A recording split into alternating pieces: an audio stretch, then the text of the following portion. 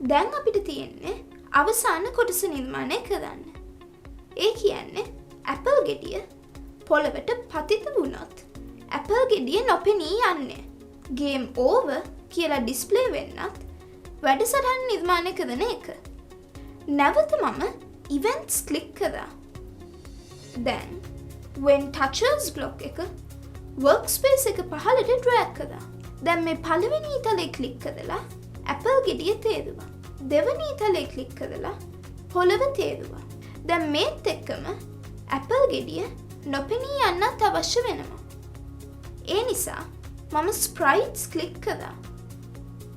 දැන් remove block එක when touches block එක පහළට drag කරා. දැන් මේ පුංචි ඊතලේ ක්ලික් කරලා ඇපල් ගෙඩිය තේරුවා. මේත් එක්කම ගේම් ඕවර් කියලා ඩිස්ප්ලේ වෙන්නත් අවශ්‍ය නිසා අපි ඒ විධානය නිර්මාණය කරමු. මම ස්ප්‍රයිට්ස් ක්ලික් කරා. දැන් make new sprite add block එක මේ විදිහට drag කරා. දැන් මේ ඊතලේ ක්ලික් කරලා ගේම් ඕවර් තේරුවා.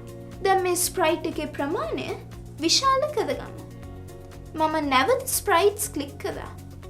දැන් set size to block එක මේ විදිහට පහළට drag කරා. දැන් පළවෙනි ඊතලේ ක්ලික් කරලා ගේම් ඕවර් තේරුවා. 50 තියෙන තැන 400 කියලා ටයිප් කරා. ඔන්න දැන් හරි. දැන් එහෙනම් run button එක ක්ලික් කරලා Apple බිමට වැටෙන්න දෙන්නේ නැති වෙන්න කෝඩයට එකතු කරන්න.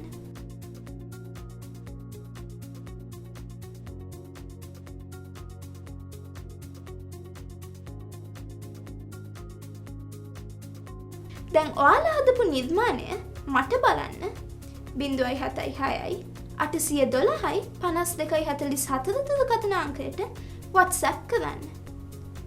ඔයාලගේ යාළුවන්ටත් නිර්මාණය ගැන කියන්න. ඒ වගේම තව දෙයක්. DP Coding School Telegram group එකට ඔයාලත් එකතු වෙන්න. සෑම සතියකට වරක්ම DP Code Champ Best of the Week වෙන්නත් උත්සාහ කරන්න. ඒ සඳහා දිගටම අපිත් එක්ක රැඳිලා ඉන්න. තවත් රසවත් පාඩමකින් DP Coding School සමග හමු වෙමු.